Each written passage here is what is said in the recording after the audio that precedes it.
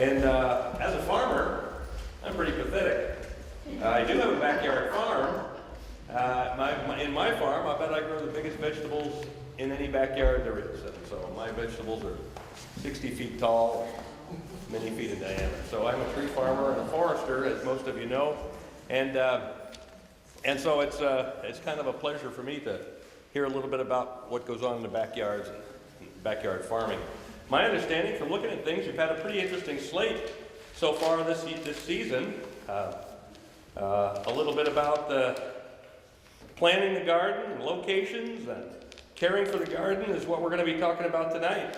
And we have some interesting topics. I talked to Dick Wolmar today on the phone, and he said he's very interested in biochar, and I'm interested in biochar myself because as a wood products guy, there's a pretty important source of wood fiber out there that can be produced into biochar, and I think whereas our ancestors centuries ago used biochar routinely in their gardens and in their flower beds and so forth, at the larger production level, there are a lot of possibilities for that in the future here in the Northeast.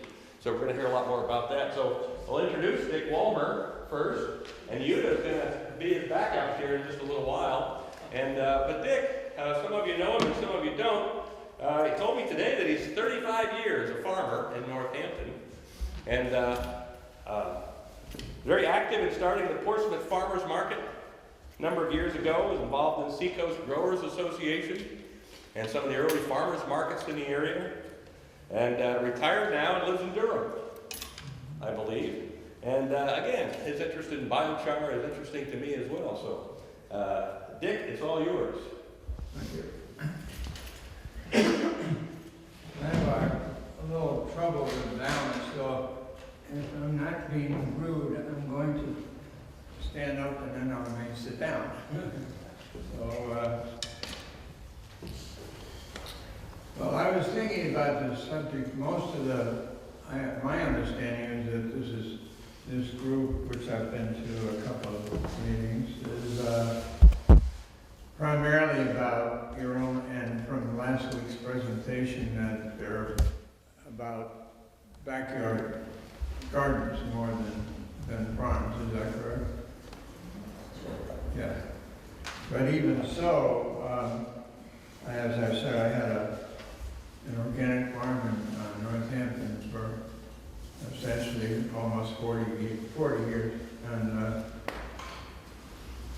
so that was from the get-go. That was started in 77. And we started the farmers market in 78 in Portsmouth. And I learned an awful lot. It was the best part of my life. I consider that was the last 25 years after I retired from another activity. That the farming was the most rewarding time I had in my life so far. And I don't think it's going to get any better than that was. I even bought a cow when I was 80. My first one, I bought it from a minister up in Melbourne who was, said he was retiring. And I said, "Why are you selling a bred heifer?" He said, "Well, I'm going to get out of milking anymore." And I said, "Well, how old are you?" He said, 71. Well, he was doing a lot more milking than I ended up doing, but it was a valuable part of my farming experiences to actually have a cow and sell raw milk. I drank raw milk, and had people who came a long way away just to get the raw milk. In New Hampshire, you can do that. In other states, not so easy. But anyway, I want to talk about something that is helpful to people who have their own gardens and everything. If you're not, how many of you are familiar with biochar? One. Good. I could say anything. Nobody will ever. I don't know that much, so you can still say anything. I've heard of it. Well, it's, just to give you an idea, this was a manual that I bought from England just before I came up here. And from the humble beginnings of this, it just spread all over the world. It's a very important topic. It can restore lands that are non-productive. It can do all kinds of things. When I was looking into buying enough actually charcoal to add to my compost, I was told that they sold tons and tons of charcoal. And one of the examples was the company that took over for the pineapple growers in Hawaii. And they shipped them tons of stuff. And they put this on the ground and they cleaned up all the pesticides and things that they didn't want to have there anymore. They could clean up the land. So let me tell you about where it came from. Terra preta is a name, a Portuguese name, and there was where I learned about it was there was a Cornell professor, Johannes Lehmann, who was another guy had been down in the Amazon, and they had discovered that the natives were using certain areas. They would just dig down, and that would be their potting soil. They could take it very valuable.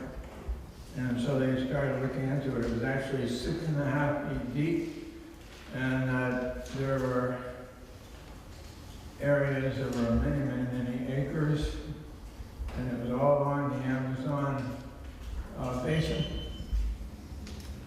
And what they had done, but the soil there wasn't very good, but whether they knew already, well, let's see, I gotta make a note here.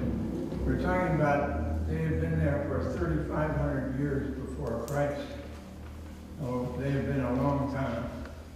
And the way, on poor soil, the way they did it was, I don't even know if they really knew, I would imagine they would though, that when they had their fires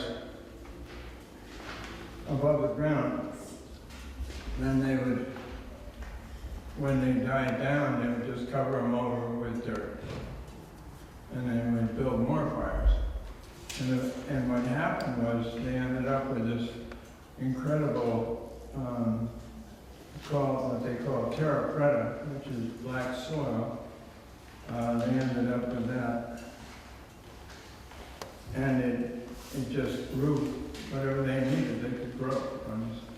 And there were, I don't have a picture of it here, but there's a picture of somebody showing you growing corn in an area that did not have this terra preta. And they were it was almost twice as high as tall. So that was really interesting to me. And of course, at that time I had the farm. And I was interested in increasing the quality of my hay, because there had animals on the land for grazing and making hay for the winter. They were all grass fed.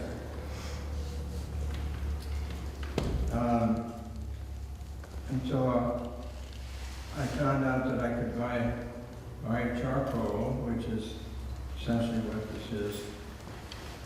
And about the same time this was going on, there were some workshops around here. I think it was in Nottingham. I'm not sure, but there was. I went to the conference or the workshop actually surprising number of people there. I was saying, anybody here go to that? Happen to remember that? But anyway, they taught us how to make our own units for producing biochar, essentially. And what they do is they took a 55-gallon drum and got a 30-gallon drum to fit inside, and then you filled up where the biochar was going to be, was in the middle drum, and you filled it up, not with really big pieces, but something that you could deal with later. And then there were holes punched in there, and then you built another fire in a 55-gallon drum on the outside, and that heated up the wood, or whatever you had in there. It doesn't have to be just wood. And that produced a gas, and then the gas feeds the fire, so the temperatures go up to about 450 degrees in that little barrel on the inside, and you burn it until it's all burned itself out. And then you can take the little barrel out and you come up with, well, what looks like biochar. And it is, essentially it's wood that has had all the flammables taken out of it, but it's just left with essentially just a good grade charcoal.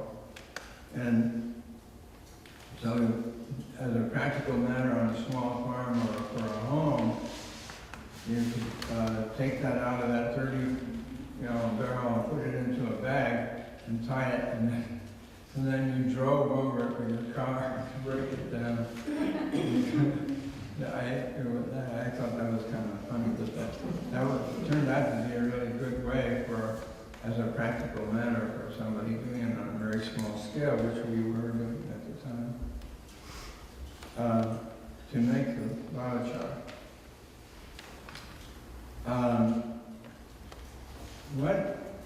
I was trying to get a demonstration of it here, but actually there's biochar on that side and not on this side. But of course, they're both starting in the same substrate, so when these get transplanted and get bigger, then I will see a big difference in the one that has the biochar in with it. But unfortunately, I just kind of brought that along and say, well, here's how a scientist does it. See, that was my undergraduate degree, was in chemistry. And so, obviously, I've forgotten a lot since that time. But anyway, they are growing. So what have I told you? Oh,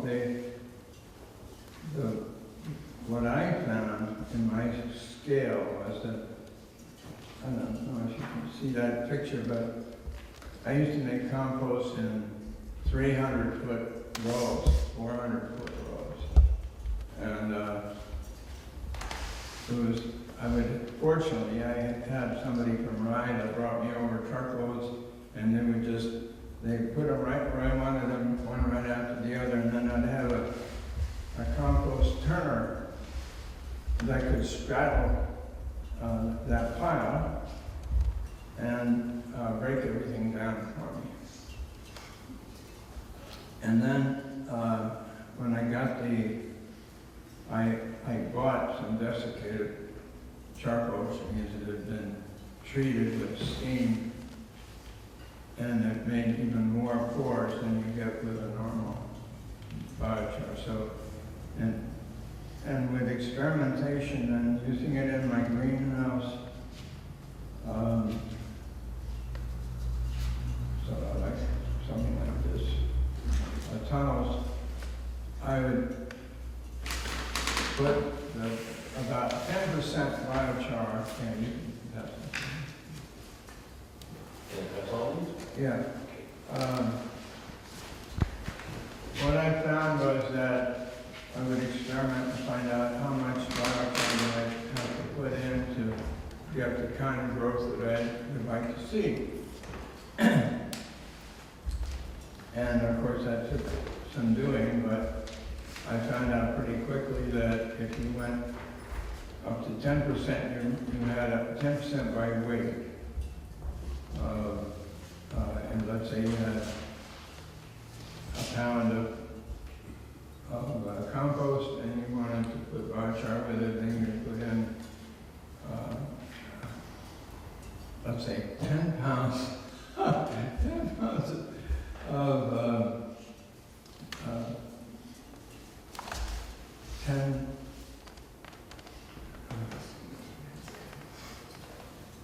10 pounds of compost, and then I'd have 1 pound of biochar, and mix it all up. And then I would use that wherever I want to plant these greens, and it really worked out very, very well.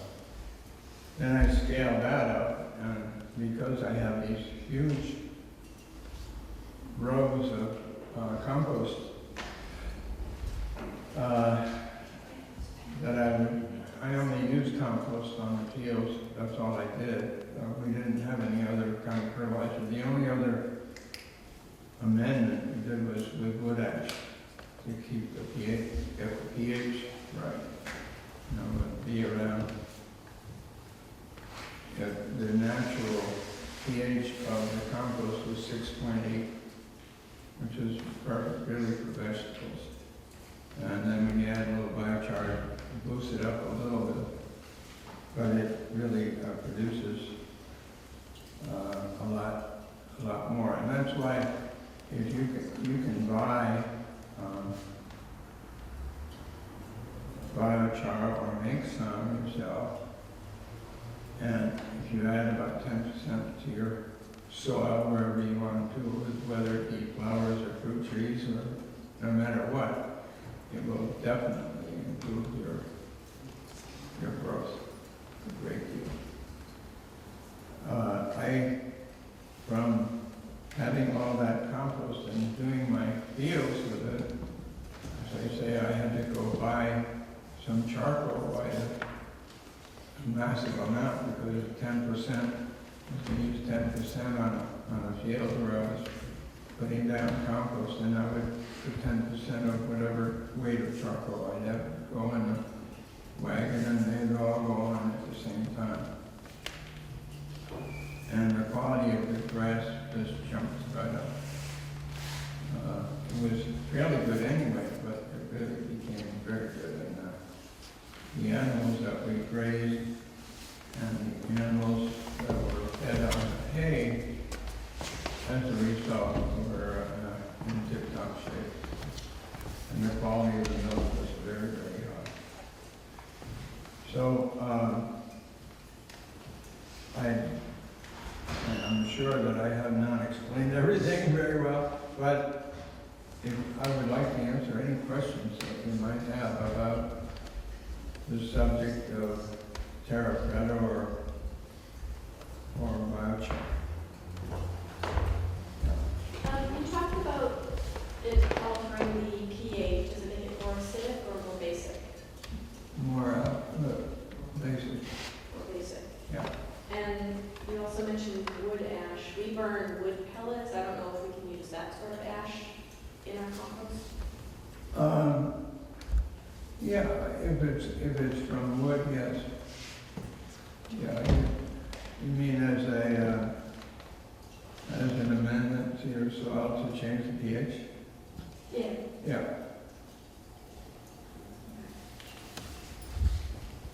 You said that you had someone from Rye come.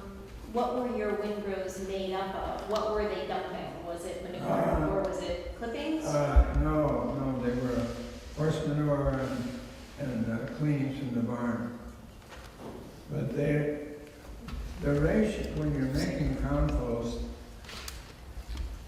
try to start around with a carbon nitrogen ratio of about 30. And then as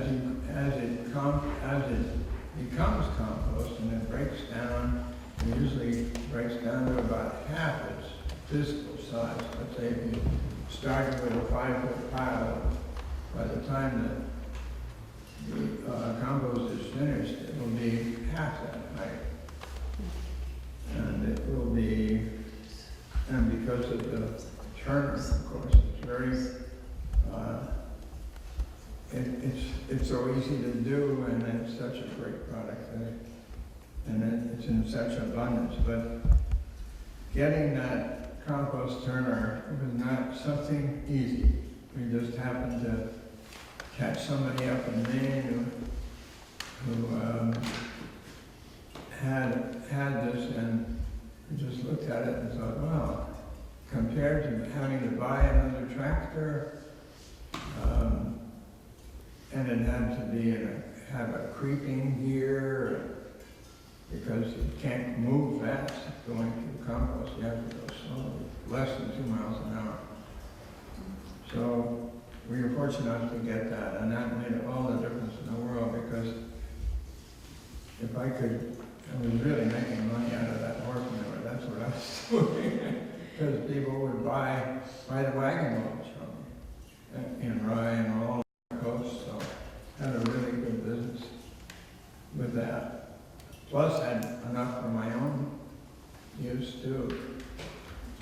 And it's just one of those things, if you have, when I was looking at my farm, I would say, how do I make this damn thing pay? And the way I came up, the answer for me was to have small profit centers. You know, like one of the things would be, let's say, greens in the greenhouse. That was one. That was, as a matter of fact, another one was raising veal calves, but not a whole bunch of them, but if you could just pick up a couple of veal calves and feed them for 100 days, you converted $100 to $800. Just that, you know. So that was another good profit center. Another one would be berries. Another one was selling compost itself. So when they all added up, they did pay for the farm. I mean, I didn't make a lot of money. Nobody makes money farming except through depreciation. That's where you make your money. Because and now it's going to even be better because you don't have to wait so many years to write off equipment. So for a small garden, this biochar, can you buy it and, I've never seen it, so I don't know how. Oh, biochar? Can you buy it in small amounts? Does it I'm sure you can. bag like other Yes, soil and those kinds of things? yes. And is it sold pretty? How much do you need, Wendy? I have some charcoal left over. I don't know what it looks like, how fine it is, and Yeah.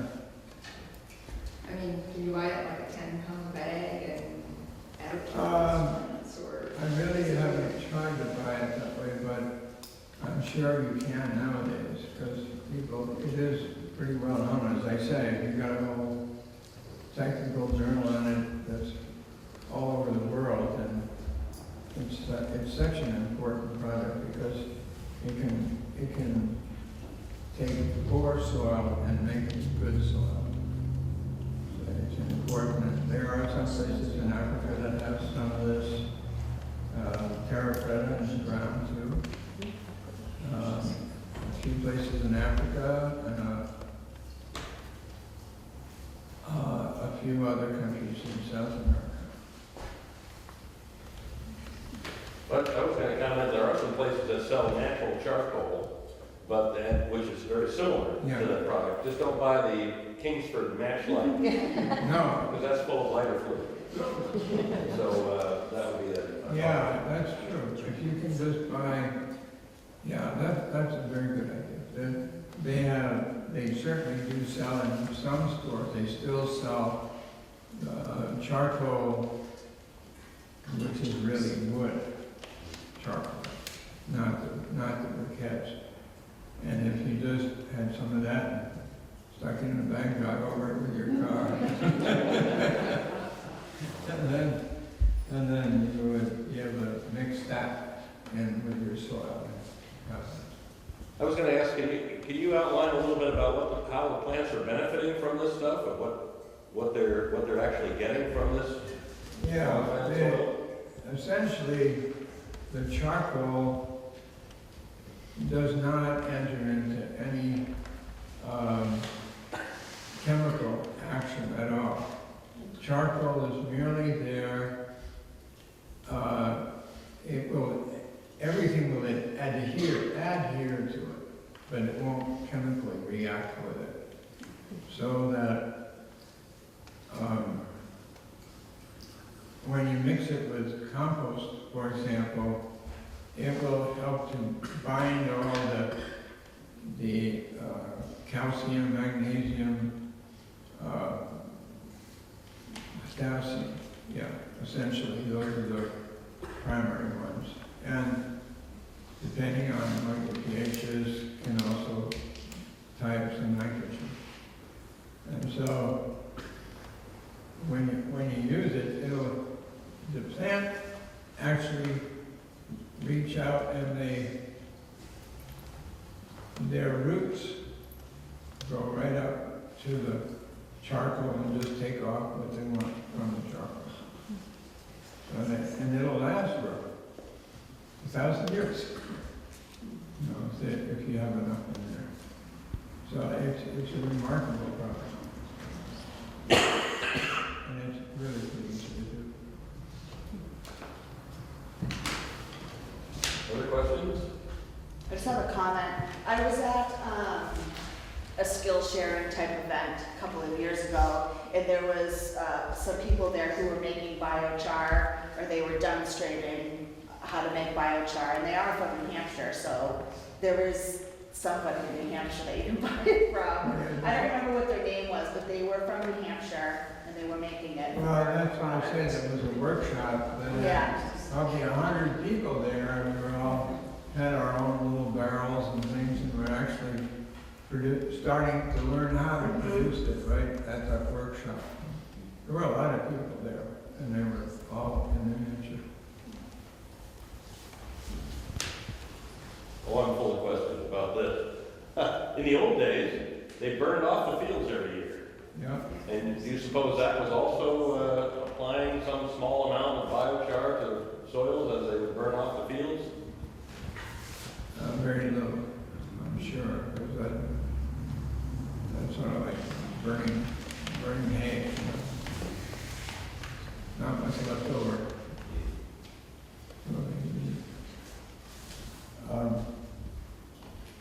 But if I go back there today to that farm, which I don't like to do, by the way, is to go back and see what's happened to your farm. Don't do it. Can be pretty disappointing if you put in all that time and things don't go quite the way you thought they might. Another question or so? Well, thank you, and we'll give you another shot at asking some questions after we have a presentation from you. Do we need to change anything out?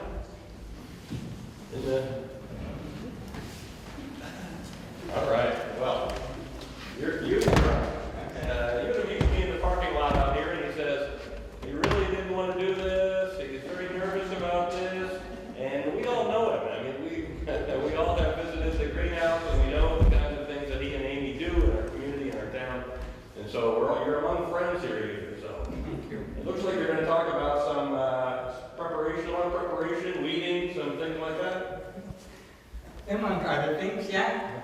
So, well, Chuck was very desperate and very nervous before he left, and he asked me to take Wendy Fogg's place, and I said, okay, but I'll talk whatever I want to talk about, regardless of the topic of the day. And so, I'm going to talk about, you probably know about our CSA, and as I talk about it, I'll concentrate on some aspects that every gardener will encounter throughout the season.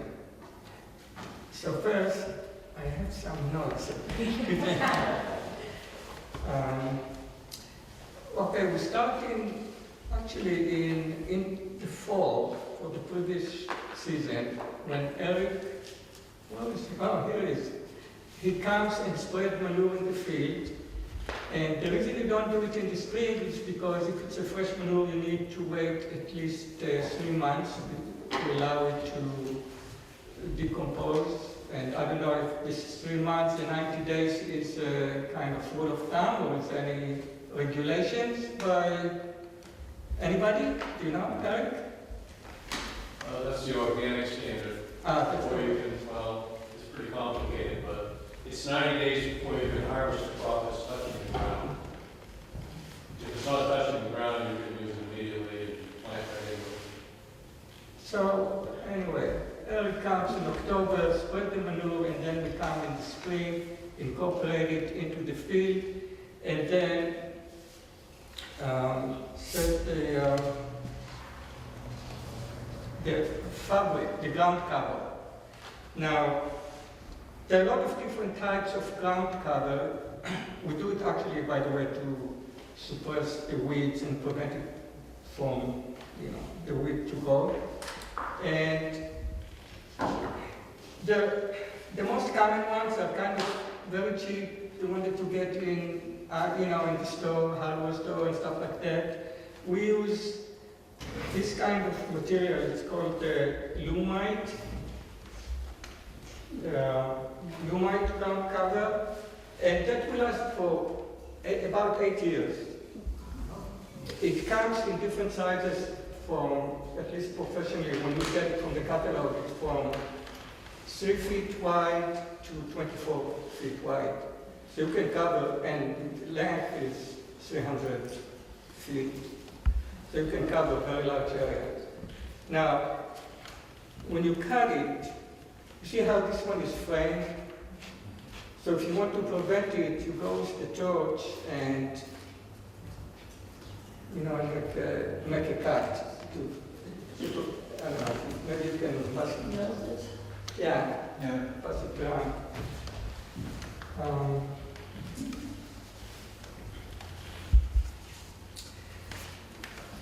Now the other thing, a major problem about dealing with ground cover, the fabric, is securing it to the ground because, the wind comes and takes it out. We have the few ways of doing it. The one that you're probably most familiar with, it's a staple. But if you till the ground, the soil is very soft and the staple doesn't like to stay. And after one season, you can see this is a new one, this is an old one.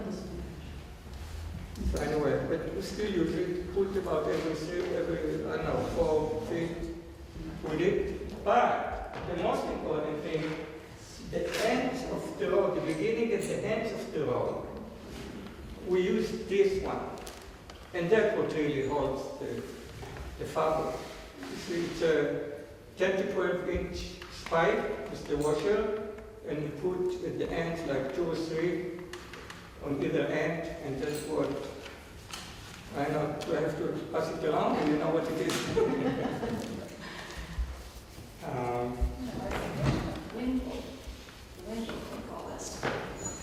Right, yeah, and that really holds, the wind will not get this. I don't like, some people put some soil on the side. That's not very good because I found, the weeds still go into the soil that was, fit the purpose. So we don't do this.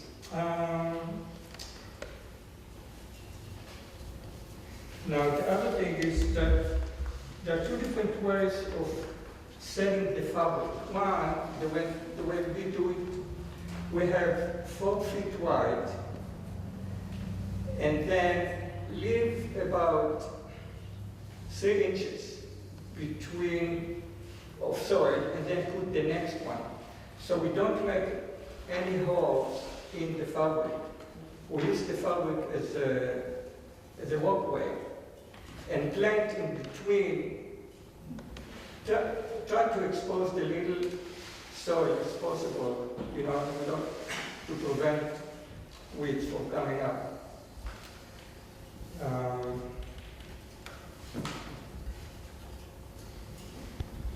If you do, and the other thing is, it allows us, you know, if you make holes in the fabric, and by the way, if you do make holes, do it with a torch rather than a scissor, because it will, again, prevent from fraying and soil.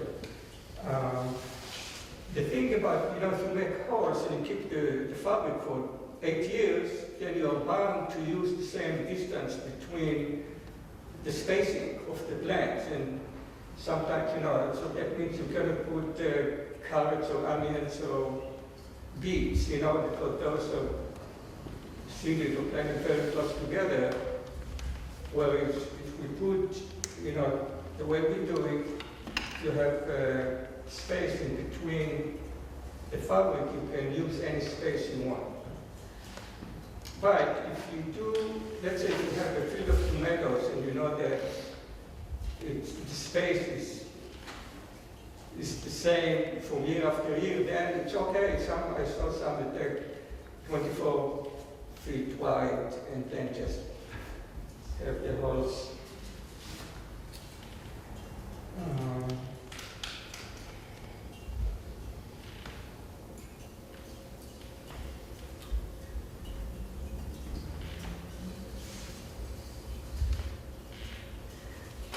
Now, one more thing about the trusty staple. At the end of the season, we found that, you know, because it's so rusty, we tried to pull it up so that from the fabric, and it kind of tear it, and it makes the hole bigger. It doesn't want, you know, to come out. So we just keep it. We keep the staples inside the fabric. At the end of the season, we roll it or fold it. And then the next season, when you unfold it, you already have the staples and you can just put them back in.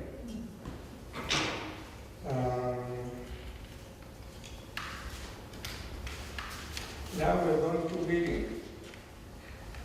So there are two different, for me, okay, weeding is the number one, it's one thing that I pay the most attention to, because you don't weed for 2 weeks and you're behind, it's might as well just close the business. So, whenever I saw a weeder in the catalog, I buy it, just, you know, to try it. And there are 2 different kinds of weeder. One, it's a fairly of scraping, you know, that's what I mean.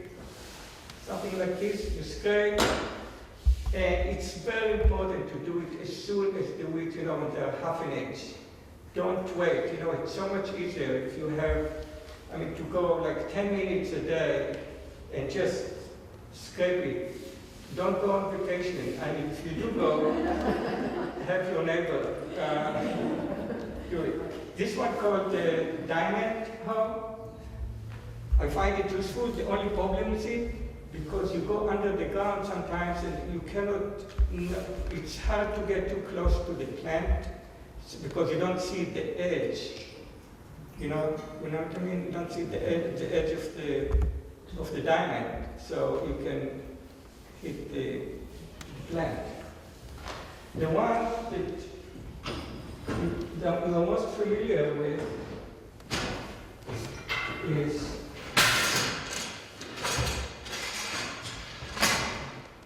what is it? Stir up, how, and I found it very useful. Not much, everybody knows what it is, right? No. What? I can't believe it. I've never seen that before. Oh my God, all right.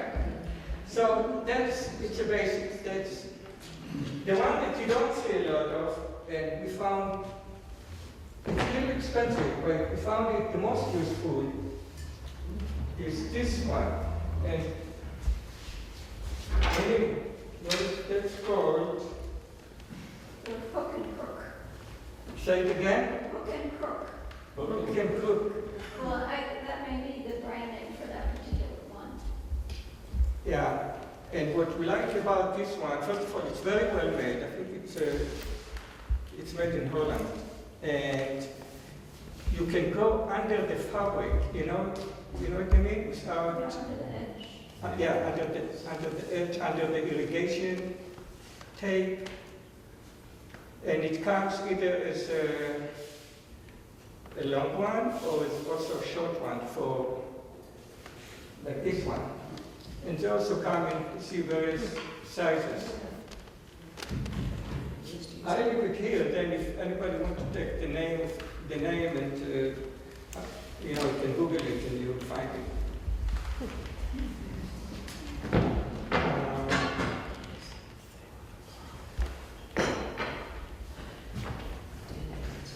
Yeah, so anyway, really, I cannot, if you forget everything I said tonight, the most important thing, every day, 10 minutes. It's good. That's it. Otherwise, you need machete, which you didn't bring, you know.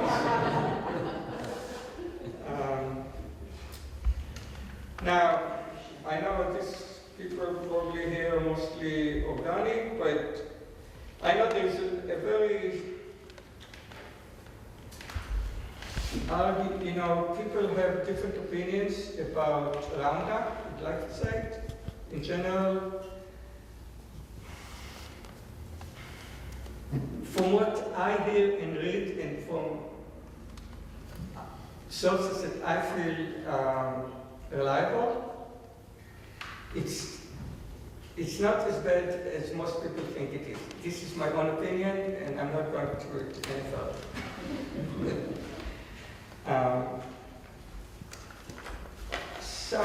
Some articles that I read was that Roundup, the bad part of it, it may not be in the active ingredient, the glyphosate itself, but the inert ingredients that are carrying the herbicide. And the other action, and then maybe not for the garden itself, but around the garden, is spray pre-emergence herbicide that sometimes are good for 4 or 5 months. Now it's not good for established perennials, but definitely it's very effective for seedlings, you know, annual seedlings that will come up. So that's this. What did I miss? I missed the irrigation. I don't know. I didn't say anything. Irrigation just say, you know, we have a drip tapes that we put, you know, around the row of the plant, and we can also incorporate soluble fertilizers through the drip lines. And we do it about 3 times throughout the season.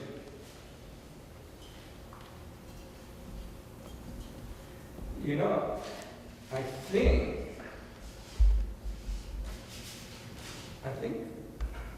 I'm done.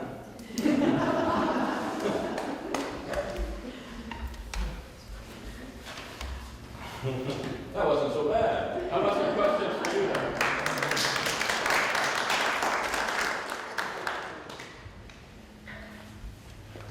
I have a question. Please. Yes. So you're putting down the black fabric, Wait. but you still have to weed underneath it, or is that just to get ahead of it? You know, it's still, we do some weeding, even if, you know, in spite of everything. So, yeah, we do. So let's say you have a cloth here and a cloth Right. here, and you're planting in between them.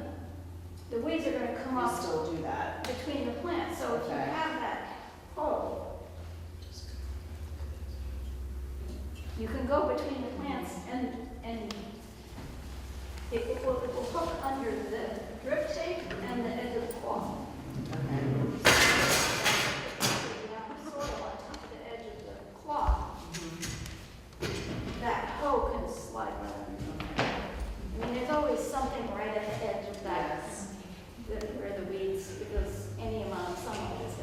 They'll find their way. One more thing about supporting tomatoes, because that's one thing that I see some people have issues with. You know, when you find the cages that you usually get in the hardware stores, I think they're fairly useless for the most part. They're not strong enough, the plant would be too big and then we knock it down. So the way we do it is we have two parallel fences with posts every 10 feet or so, and then the tomatoes going between, and then sometimes when, you know, side shoots coming out, we trim it and shape it and be sure to stay content.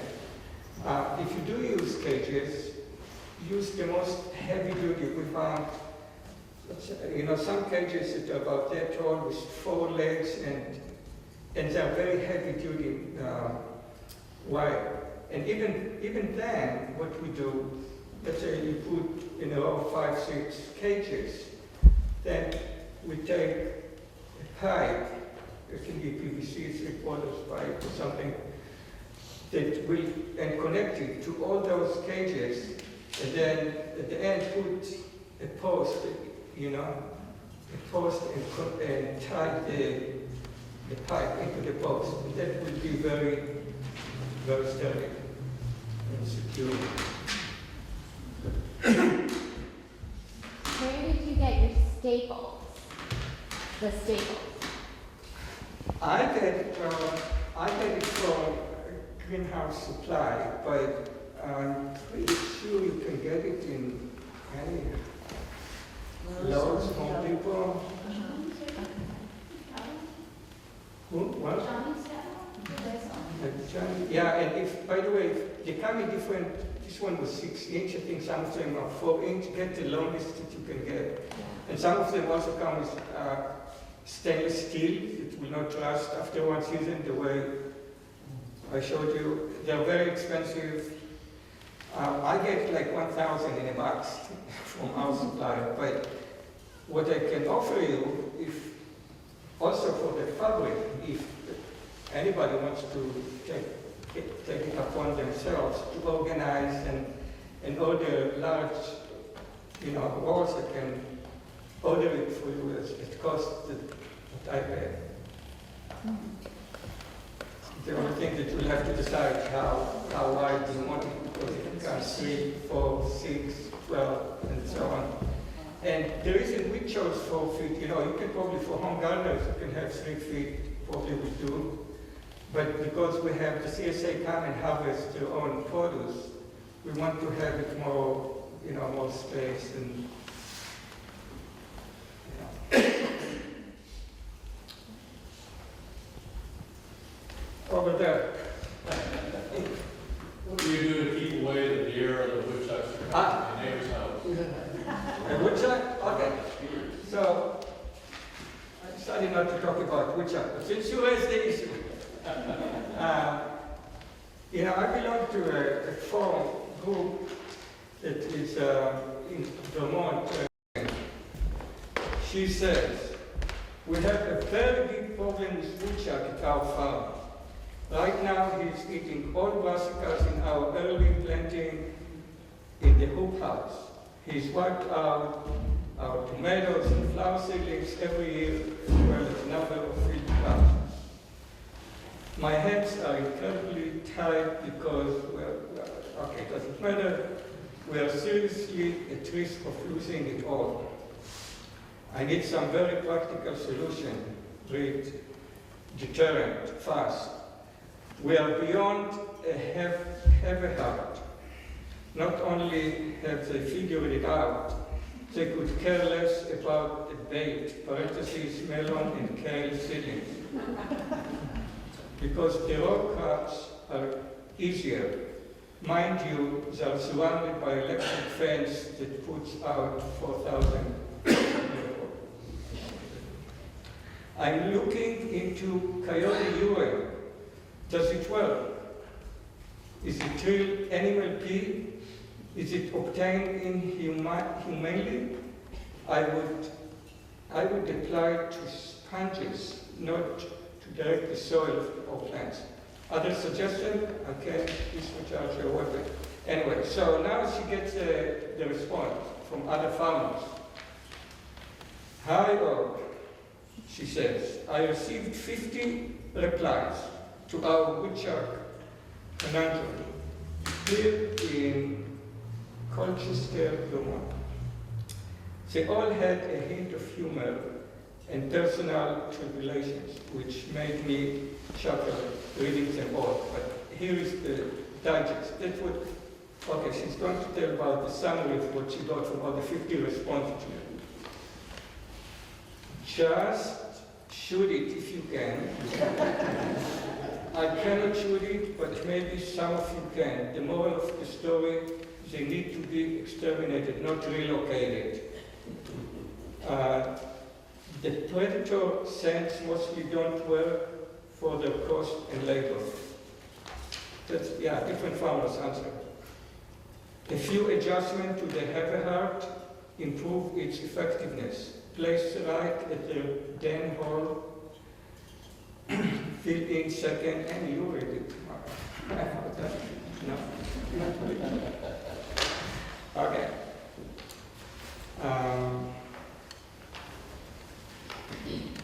Anyway, so let's talk about, I think the bottom line from what I read it all, that nothing works.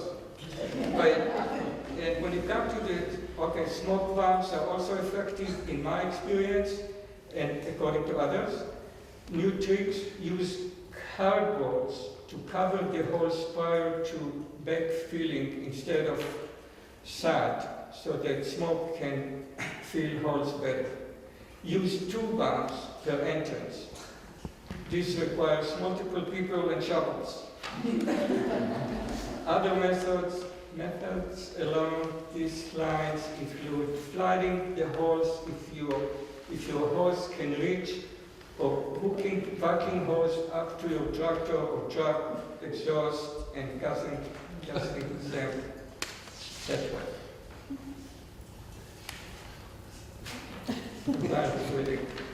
But anyway, that's pretty much, I think, the main thing. Anybody has any suggestion or offer a solution? The big dog. What do you do on your farm? What's your method? I must admit I'm a gun owner. Yeah. I have a 22 from the window, I should say. But no, we haven't had woodchucks for a very long time. I don't know, they all got too early. I cannot explain. We really didn't have. And also deer. We see them all the time. We never really have a real issue with deer. And I mean, we do some things, but no, I don't know if that's what really matters. But anyway, yeah? I had something that I tried last year that may work on something as big as a woodchuck, but it's a spike that you put in the garden, and it has 2 batteries, and it sends out a high-pitched noise. Yeah. Do you know this? So, yeah. Yeah. I mean, I saw it in catalogs, but I never. Yeah. Worked. So it worked for me. I don't know if it was just coincidence that it no longer was around, but I put it in my garden. They suggest getting 2 of them, so you'll have a larger. And where do they go after they get out of the hole? Do you know?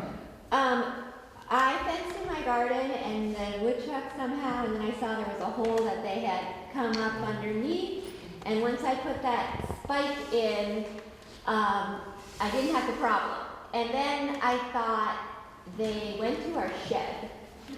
Well, the squirrels went to the shed. And so I thought, for the winter, I'm going to take that spike and put it in the shed. But I lost it in the garden somewhere. I don't know where it is. So, you know, by the way, there is one thing that I didn't read, but they say that the most effective is not a heavy heart, but something that really, something that kills them. They said it's the most effective. Oh, a trap, like on there. Snap. Yeah. So pretty big. I can tell them what we. And we will tell you what we do for the deal. So, first of all, you have to have 10 acres of nice stuff for them to eat, so they won't bother the garden. And then after that, so we have the CSA garden, so we're responsible for 50 families getting their vegetables, so we don't want any interference. So I plant all the way around the edges of the garden hot peppers. So that's the first thing they'll come to. And I know those have been nibbled. In the past, we don't have this every year, so last year, and then we put netting, not as a fence, but lay it on the ground, sort of loosely.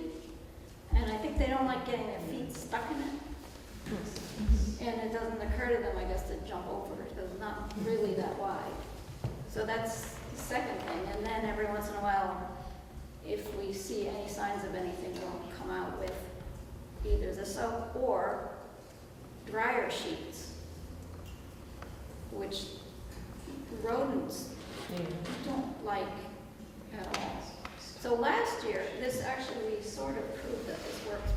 Last year, they didn't come into the garden. They came where we also sell mums and asters in the fall. So we had them all prepared, and they were all starting, and they were all in nice little pots in rows. And one night, the deer came, and they went for the asters, and they chopped off all the tops of all the asters. It was okay, they came back, but so we went out with those dryer sheets, just set them under the pots, and also soap, but they never came back. So, You have any brand of dryer sheets that you use? I use Bounce because it's really sweet. Or non-fragrant ones? Somebody told me that the ones that don't smell are just as effective, but I'm not taking any chances. If I think it smells horrible, so much better. So the one that I've used is Bounce, but I don't know the brands, and I don't know. So I have never compared. So even if they get rained on, it still works? They were fine for the rest of the season. They never came back. So I would try that also for woodchucks. Anything in the rodent family. We had a good, we had a hole, a woodchuck hole, and we only saw them one time, but it was like in the side of our leaching field. So we read about it and used ammonia on a towel or a rag, stuck it in there, and he never came back. Yeah, I think that's good. Oh, my sister-in-law's done it. What's that? My sister-in-law's done it. They come back. They sit right out in the sunshine. Soaking a rag in kerosene. So the reason we have the gun in the first place is that when we first moved in, we had about 10 woodchucks. And they were not just sharing the garden with us, they were eating everything, plastic. They were eating pots, plastic pots. They were eating heavy-duty extension cords. They were taking bites out of these long rolls of plastic. Well, if you take a bite out of the roll of plastic and unroll, then you have holes everywhere. So that's how that thing was. We got rid of that set of woodchucks. And every once in a while since then we've had it, but not recently. So that's our story. Other questions? Yuda, Amy? I just have one question about weeding. When you hoe up the little weeds, do you just leave them on top of the ground, or do you have to remove them? That's a good question. It's very important to do it when it's dry. Now, I found if it's wet, you do it, and then step on it, you kind of replant the weed back into the soil. So what I do when I do weeding, if it's a little bit moist soil, I weed it and try to group them together every 4 feet. You know, I make a little mountain, a little bit, and then I don't collect them and remove them. But that's a good point. But if it's, you know, you should take advantage when it's very hot and dry. That's the time, you know, you just scrape it and they will die right away. If it's first light, you have to remove it. So what do you do when you've not done it right away? They've gotten a little bigger, deeper rooted. They don't. You know, by hand. That's what I do in my garden. Yeah, you know, there's also a torch that some commercial small farmers use. I mean, it's not, okay, the torch that you see in the one you could buy in a hardware store, that's good, you know, if you have like a patio going in between the stones.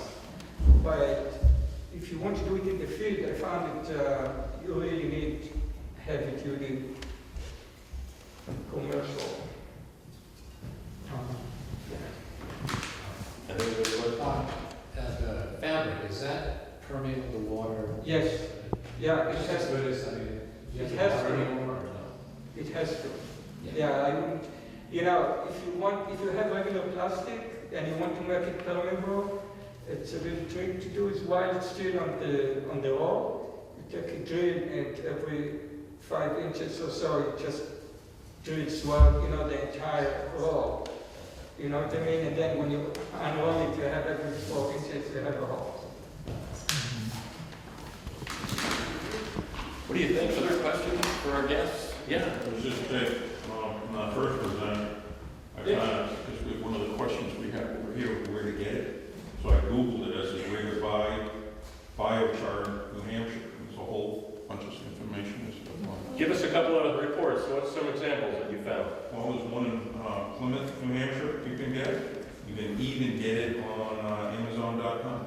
5 gallon bag. Is there anything you can't get? I don't, I'll tell you what, this was surprised me. I just didn't think, let's see what's there. There's a whole list, workshops, all kinds of information. Great. So, Thanks. Good information. Everybody can Google it up. yeah. Dick. I just wanted to add one thing. What I found after I was using this biochar and the compost mixture, that it's such an ideal thing that the plants grow so well that where I would have occasional problems with insects attacking my plants, no more. They don't like to attack healthy plants. And so if your plants are all healthy, you won't have the bugs. I couldn't believe it myself, but that last year, there just weren't anything attacking my plants, and it was because they were so healthy. Wonderful. Yeah. Have you folks ever tried biochar?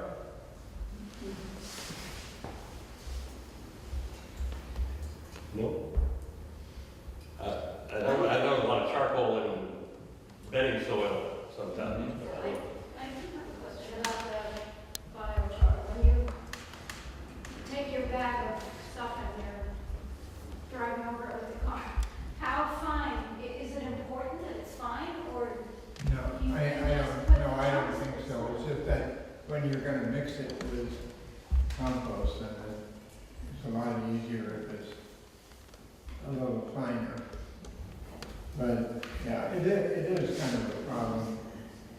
But as long as you take it all and mix it in, it'll get into the system. If you just go 10% by weight of your substrate.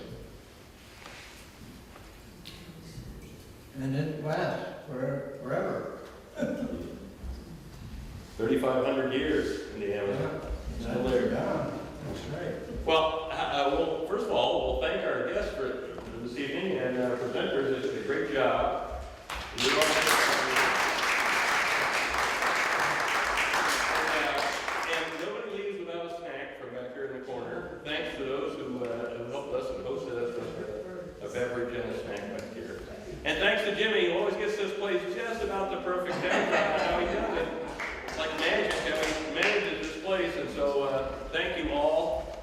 coming. Next time, we're gonna harvest. It's the harvest next May, so on May 21st, please come back with us and we'll talk about the harvest.